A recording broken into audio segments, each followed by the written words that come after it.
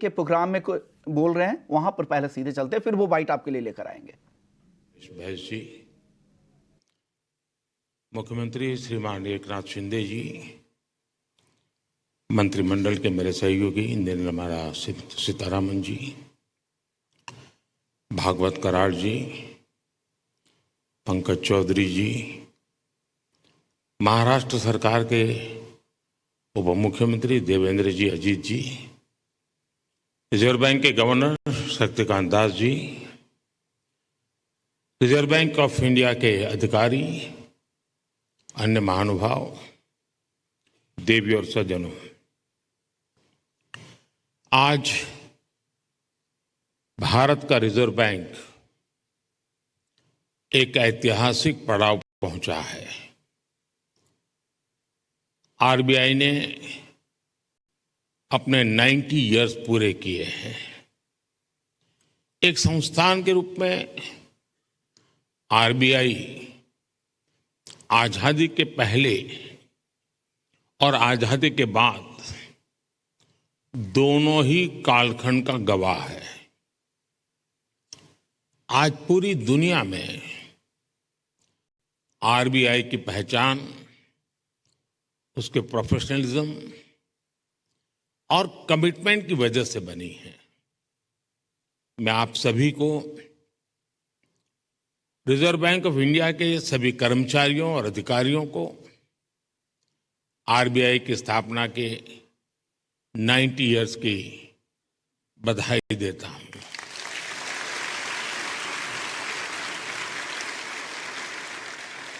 और इस समय जो लोग आरबीआई से जुड़े हैं उन्हें मैं बहुत सौभाग्यशाली मानता हूं।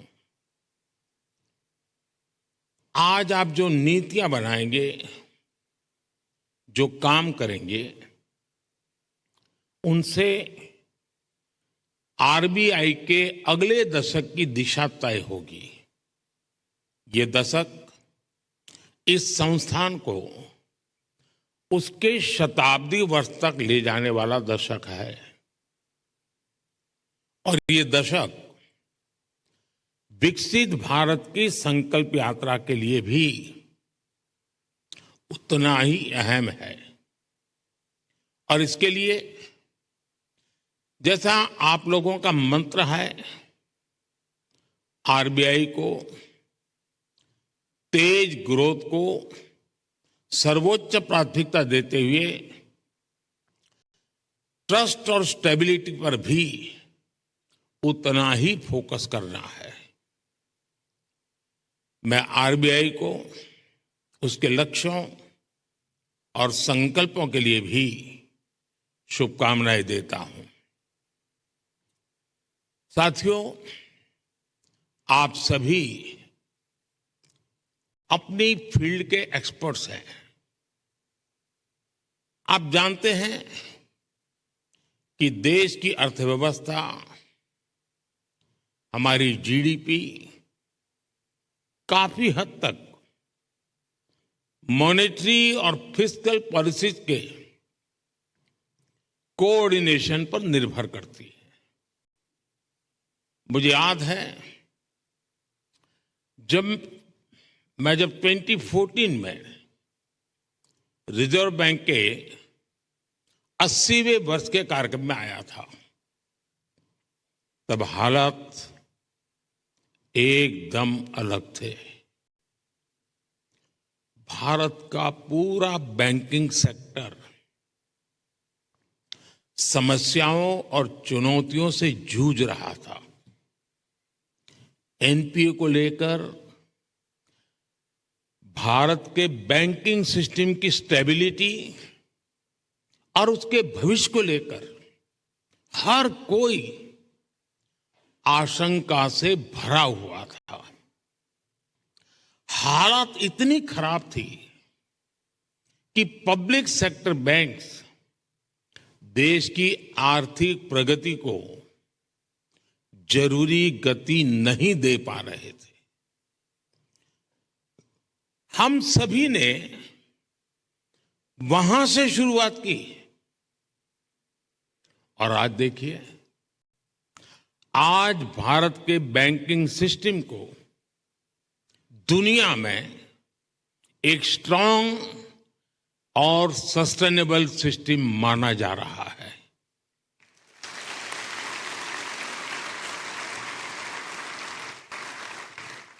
जो बैंकिंग सिस्टम कभी डूबने की कगार पर था, वो बैंकिंग सिस्टम अब प्रॉफिट में आ गया है और क्रेडिट में रिकॉर्ड वृद्धि दिखा रहा है।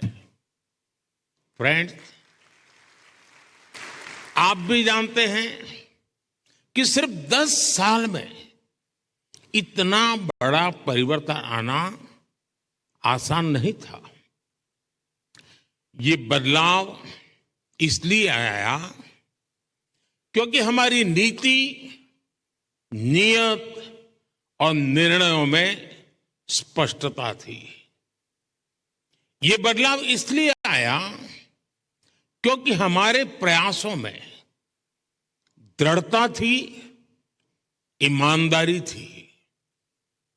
आज देश देख रहा है, जब नीयत सही होती है तो नीति सही होती है, जब नीति सही होती है तो निर्णय सही होते हैं, और जब निर्णय सही होते हैं तो नतीजे सही मिलते हैं।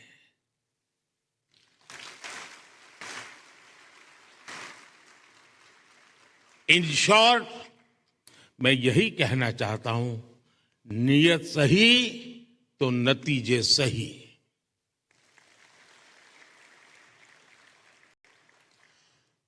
कैसे देश का बैंकिंग सिस्टम ट्रांसफॉर्म हुआ, ये अपने आप में एक स्टडी का विषय है। हमने कोई भी सिरा ऐसा नहीं था जिसे ऐसे ही छोड़ दिया हो।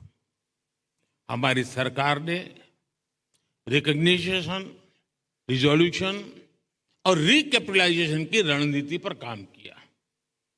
पब्लिक सेक्टर बैंक के हालात सुधारने के लिए सरकार ने करीब 3.5 लाख करोड़ का कैपिटल इन्फ्यूजन किया और साथ ही गवर्नेंस संबंधी कई रिफॉर्म्स भी किए।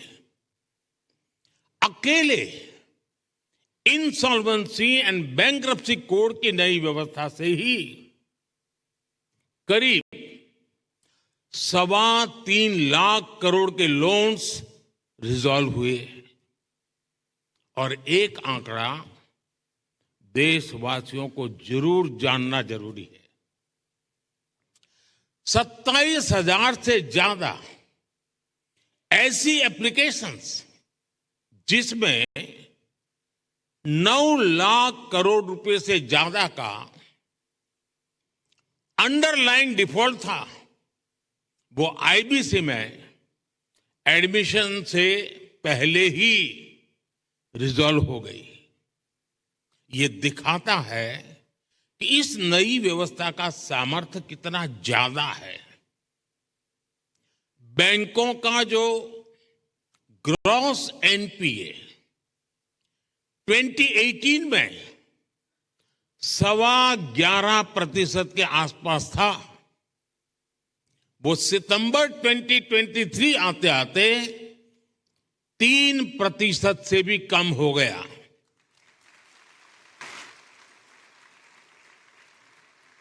आज ट्विन बैलेंस शीट की समस्या अतीत का हिस्सा हो चुकी है।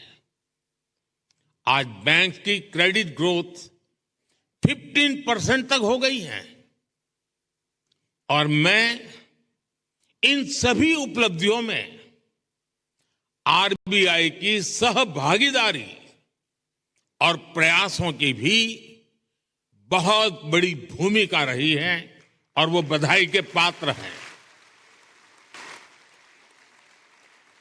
साथियों, आरबीआई जैसे संस्थान के बारे में चर्चा अक्सर फाइनेंशियल डेफिनेशन और कठिन टर्मिनोलॉजीज तक ही सीमित रह जाती है। आपका कार्य जितना जटिल है उसमें यह स्वाभाविक भी है, लेकिन आप जो काम करते हैं उससे देश के सामान्य मानव का जीवन सीधे तौर पर प्रभावित होता है। बीते 10 वर्षों में हमने सेंट्रल बैंक, बैंकिंग सिस्टम और अंतिम पायदान पर खड़े व्यक्ति के बीच इस कनेक्ट को हाईलाइट किया है। गरीबों का फाइनेंशियल इंक्लूजन आज इसका बहुत बड़ा उदाहरण है। आज देश में 52 करोड़ जनधन खाते हैं। इनमें भी 55% से ज्यादा खाते महिलाओं के नाम पर है।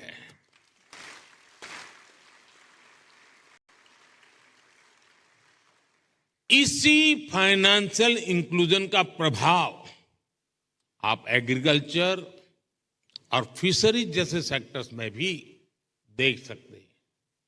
आज 7 करोड़ से ज्यादा फार्मर्स, फिशरमैन और पशुपालक के पास किसान क्रेडिट कार्ड्स हैं। इससे हमारी रूरल इकोनॉमी को एक बहुत बड़ा पुश मिला है। कोऑपरेटिव सेक्टर को भी पिछले 10 वर्षों में बड़ा बूस्ट मिला है।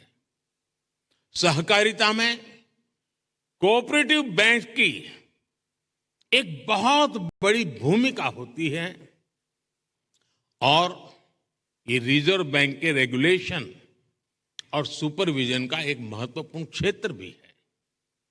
यूपीआई आज एक ग्लोबली रिकॉग्नाइज्ड प्लेटफॉर्म बन चुका है। इस पर हर महीने 1200 करोड़ से ज्यादा ट्रांजैक्शन हो रहे हैं। अभी आप लोग सेंट्रल बैंक डिजिटल करेंसी पर भी काम कर रहे हैं। यानी पिछले 10 वर्षों में हुए ट्रांसफॉर्मेशन की एक तस्वीर ये भी है।